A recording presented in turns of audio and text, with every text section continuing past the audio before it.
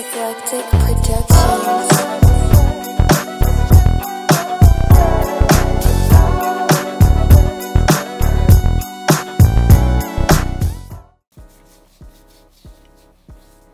Ouais, je sais pas comment commencer cette vidéo, du coup je vais juste me gratter la joue comme ça de manière malaisante en te regardant. Dites-moi si c'est un concept qui vous plaît et si vous voulez qu'on le fasse un peu plus souvent à l'avenir sur cette chaîne.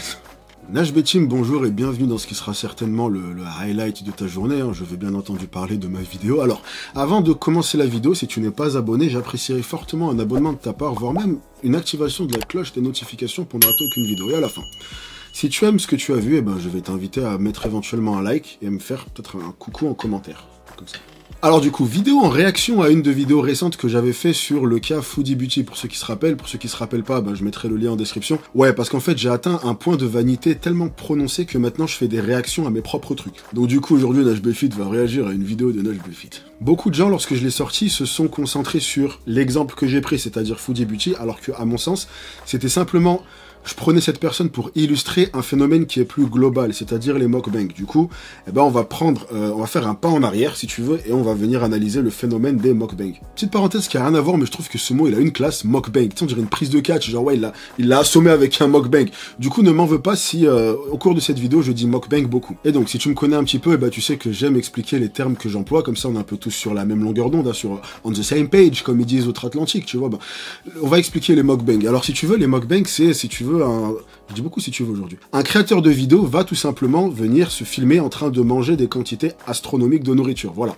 J'aurais aimé pouvoir te dire que ça va plus loin que ça, qu'il y a autre chose, mais non, c'est simplement le fait de regarder une personne manger. Et il est important de préciser que la pratique des mukbangs est assez souvent associée à la pratique des ASMR. Donc l'ASMR, pour ceux qui ne connaissent pas, ça va être un type de vidéo qui, pareil, est assez populaire, qui en soi va consister à, si tu veux, jouer des sons relaxants, des sons un peu agréables à entendre, du genre un chuchotement, des doigts qui grattent une feuille, tu vois, des bruits d'eau qui coule, enfin tu vois, des trucs un peu, voilà, des bruits satisfaisants, on va dire.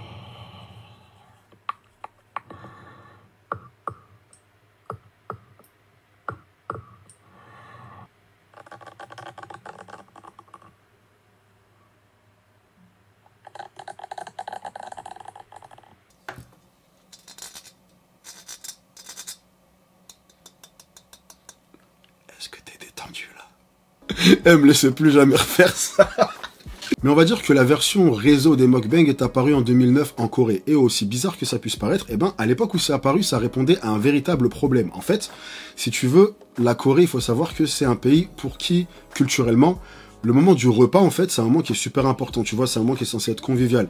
Exemple, le mot coréen pour dire famille peut littéralement se traduire par ceux qui mangent ensemble. Le problème, c'est qu'en Corée, énormément de gens vivent seuls. Ça veut dire qu'il y a plus de gens qui vivent seuls qu'il y a de gens à 2, qu'il y a de gens à 3, qu'il y a de gens à 4. Donc du coup, tu peux, je pense, assez facilement faire la parallèle, où pour plein de gens, eh ben, en fait, le fait de se retrouver seul au moment du repas, c'est quelque chose d'assez triste, en fait. Et à l'origine, ben, le mukbang, ça a été créé pourquoi?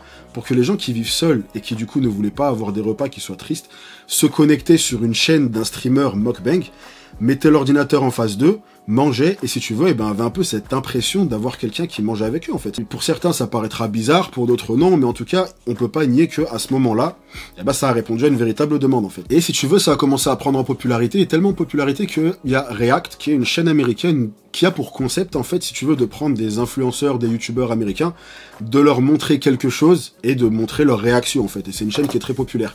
Et, bah, il y a eu un épisode en 2015 qui a justement, bah, fait une réaction sur les mukbangs. We're just watching somebody eat. This is literally what this is. So wait, is he just eating? Is this like a pay-per-view watching somebody eat? It's like a lot of food for her. I don't really get it. Actually, no, not really get it. I don't get it. I don't find it entertaining. I don't know. What's the point? Voilà, cette vidéo, elle a fait 7 millions de vues, donc elle a été super populaire, à la suite de quoi une youtubeuse américaine a elle-même justement été mise au courant du phénomène et a décidé de faire ce qui est connu comme étant aujourd'hui le premier mukbang occidental. This thing called a mukbang, and they would just eat on camera. It's so fun. You guys are emotional eaters with me now. Cette vidéo-là a engrangé plus de 3 millions de vues, et je pense qu'à partir de ce moment-là, on peut dire que la machine était lancée. Et du coup, bah forcément, t'as même des youtubeurs qui se sont de plus en plus spécialisés dans ce type de contenu. Et ça, on va y revenir un peu plus tard dans la vidéo. Mais une chose qui m'a déjà pas mal intrigué avant tout ça, c'est que même des gens qui n'ont rien à voir avec le milieu de la bouffe ou qui sont pas des foodies ou autres, tu vois, et ben eux-mêmes ont commencé à justement rentrer dans le délire mukbang. À titre d'exemple, moi-même qui suis un youtubeur fitness, et donc on va dire que si tu veux, le fitness c'est un peu le domaine sur lequel je vais le plus me renseigner, sur lequel je vais plus regarder de vidéos, et on va dire que c'est vrai que c'est quelque chose qui est quand même super répandu justement, le fait de faire des 10 000 calories challenge ou des mukbang au sein de la communauté fitness. Par exemple, un influenceur fitness qui est quand même assez connu pour ça, c'est Kali Muscle. On va dire que Kali Muscle c'est littéralement un des précurseurs des influenceurs fitness. Mais quand je dis ça, ça veut dire que même avant Instagram, avant tout ça, le mec était déjà connu, tu vois. Et on va dire qu'il est quand même pas mal connu pour justement un peu surfer sur ce qui marche dans le moment. Et on va dire que même lui, pendant une assez grosse période, son contenu c'était principalement des mukbang ASMR. Sauce with a nugget. So if you guys watching, step up your customer service. Come on for a nugget now. Mais même sans aller jusqu'à prendre un seul exemple en particulier, si tu connais même un minimum l'univers du fitness et des influenceurs fitness, que ce soit en France ou à l'étranger, on va dire que le 10 000 calories challenge, c'est un peu un passage obligatoire. Enfin, quand je dis ça, c'est quand même assez difficile de trouver un youtubeur fitness qui a pas justement une vidéo 10 000 calories challenge. Mais ça fait des vues, parce qu'au final, si tu vas te balader sur la chaîne de n'importe quel youtubeur qui a fait un 10 000 calories challenge, tu verras que dans une très grande partie des cas, cette vidéo-là se retrouve dans leur top 3 en termes de vues. Donc au final, on va dire que tu peux pas vraiment leur en vouloir dans le sens où ils répondent à une demande en fait. Et déjà, on va dire que constater ça, ça m'avait quand même pas mal marqué dans le sens où tu vois, on parle quand même d'influenceurs fitness, sachant que le fitness c'est quand même un univers où t'es un peu censé, tu vois, prôner le fait de prendre soin de son corps, le bien-être, tout ça. Donc je trouvais que c'était quand même assez opposé l'un et l'autre. Mais bon, après dans ce contexte-là, on peut quand même dire que ça reste assez innocent dans le sens où voilà, le mec, il va prendre une journée où il prend sur lui, il va manger le triple de ce qu'il mange d'habitude. T'as des moments où vraiment les mecs se sentent mal, quoi. Enfin, c'est chaud. Mais bon, on va dire que c'est un peu un sacrifice qu'ils font pour faire des vues. Et je suis personne pour les juger, tu vois. Enfin, je suis pas personnellement fan de ce type de contenu, moi-même, j'en ferai jamais, mais ceux qui le font, voilà, tu vois, je vais pas vraiment leur jeter la pierre. Là où je trouve ça assez malsain, en revanche, c'est lorsque tu vas avoir des youtubeurs qui, justement, vont venir se spécialiser là-dedans et en faire un peu leur image de marque. Et en gros, en me baladant sur certaines pages et en regardant certaines vidéos de ce type-là pour un peu, si tu veux, préparer cette vidéo et me renseigner un peu sur le sujet, je suis quand même tombé sur des trucs assez extrêmes quand même. Je suis tombé sur une fille qui mangeait de la crème, une autre qui mangeait des craies, du scotch, du déo, enfin voilà, plein de trucs assez étranges. Mais il y a quand même deux youtubeurs qui en particulier ont retenu mon attention et c'est Nikocado Avocado et Kenny. Donc commençons par Nikocado Avocado qui est un youtubeur américain qui est quand même très connu. D'ailleurs quand j'ai fait la première vidéo sur le sujet en parlant de Foodie Beauty, beaucoup de gens justement dans les commentaires ou par message privé m'ont dit tu devrais t'intéresser à son cas à lui. Et le truc assez choquant c'est que je le connaissais pas du tout alors que justement il est quand même super connu et que beaucoup de gens ont justement découvert les mukbang à travers cette personne. Et là pour le coup on parle littéralement d'un mec qui engraissé aux yeux de tous, dans le sens où si tu regardes ses vidéos, enfin d'année en année tu vois une évolution physique où justement le mec est de plus en plus obèse. Et ça lui a quand même apporté pas mal de popularité et pas mal de gloire, dans le sens où il y a une vidéo de lui où justement il présente sa nouvelle maison qu'il estime à 2,3 millions d'euros. Et ça m'étonne pas vraiment dans le sens où quand tu fais ce genre de contenu, on va dire que c'est vraiment une surenchère à celui qui va être prêt à aller le plus loin, tu vois, et ça fera des vues et forcément ça apportera de l'attention et des revenus. Et dans le cas de Nikocado Avocado, on va dire que c'est une personne qui est quand même prêt à aller très loin. Par exemple, en regardant un peu sa chaîne, je suis tombé sur une vidéo de lui qui mangeait une ruche d'abeilles avec les abeilles encore dessus. Tu vois, c'est trash, c'est gore, mais ça fait réagir et surtout ça fait des vues. Et alors pour ce qui est de Kenny, on va dire que si tu es familier avec mes vidéos, tu sais que je parle assez rarement d'exemples français. Pas parce que je suis pas intéressé par ce qui se passe en France, bien au contraire, mais plutôt parce que j'aime bien illustrer mes exemples avec des cas extrêmes. Et c'est vrai que les cas les plus extrêmes, d'habitude, tu les retrouves en Amérique. C'est pour ça que souvent, quand je vais faire des vidéos et que je dois trouver un exemple, l'exemple le plus trash, souvent, qui m'est disponible et que je peux utiliser, c'est un Quinry, tu vois. Mais on va dire que là, pour le coup, on a un exemple assez parfait d'un youtubeur français qui, pour le coup, est vraiment super extrême. Bon, déjà, extrême de par le profil qu'il a et les quantités qu'il emmagasine, mais bon, ça, on va dire qu'après, pour ce type de contenu, ça reste assez banal, d'accord, ils mangent tous énormément, mais ce qui m'a vraiment marqué et ce qui a vraiment fait en sorte que j'ai inclus son exemple dans la vidéo, c'est plus le fait que il est quand même particulièrement interactif dans ses vidéos et l'audience est quand même pas mal invitée à participer. À titre d'exemple, une vidéo de lui qui m'avait quand même pas mal marqué, c'était une vidéo où justement il avait fait un post en disant que pour chaque like qu'il allait avoir sur ce post, il mangerait une calorie. En gros, s'il a 500 likes, il mange 500 calories, etc. Et en fait, je suis toujours fasciné par ce genre de posts et ce genre d'interaction parce que justement ça montre à quel point, si tu veux, la volonté que les gens peuvent avoir justement de le voir s'empiffrer, parce que à titre d'exemple, dans cette vidéo là il avait quand même réussi à comptabiliser 13 000 likes, donc du coup ça veut dire qu'il a dû au final manger 13 000 calories. Une autre vidéo, si tu veux, c'est un concept qu'il a fait dans lequel à chaque fois il mettait en story un sondage, d'accord? Donc en gros le public avait deux options. L'option numéro 1 c'était un aliment sain, et l'option numéro 2, c'était un aliment junk food. Et en gros, le public faisait un vote, et en gros, lui devait manger l'option qui a été faite, et du coup, ça faisait sa journée. Et pareil, ça m'a assez surpris, pas surpris, ça m'a assez marqué dans le sens où, systématiquement, c'est-à-dire littéralement, il me semble, à chaque fois que la question s'est posée, le public a fait en sorte de voter pour qu'il mange l'option qui n'était pas saine, en fait. 3, 2, 1... Yes! Yes! 73% kebab, 27% haricots. Merci à vous les gars, les gros. Vous êtes les meilleurs. Oh là là.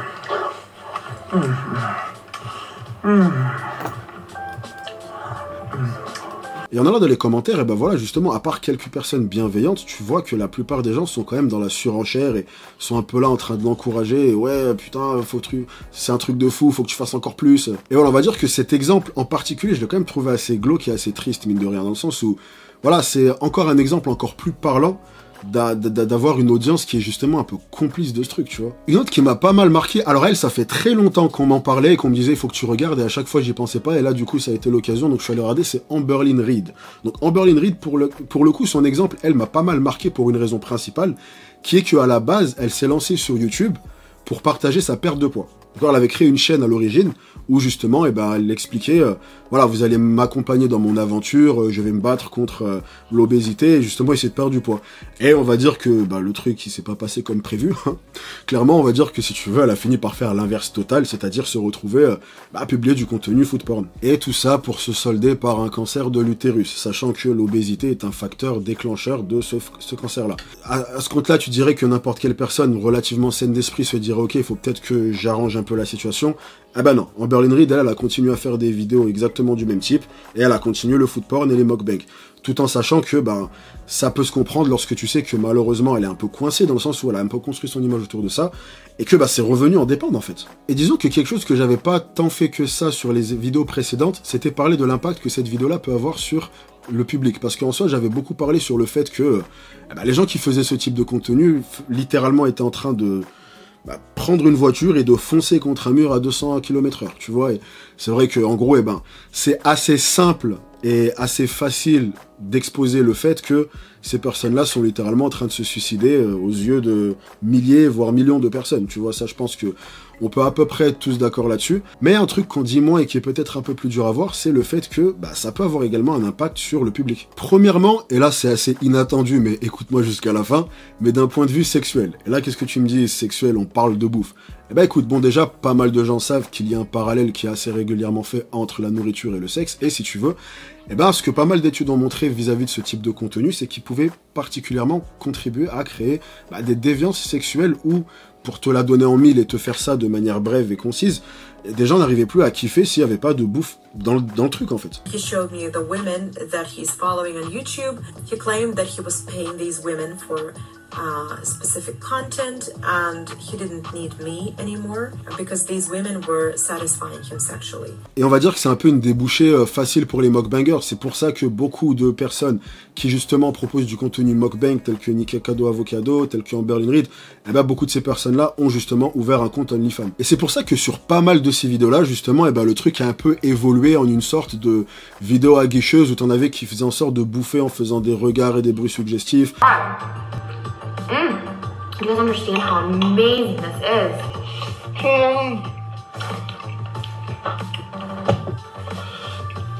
So damn good.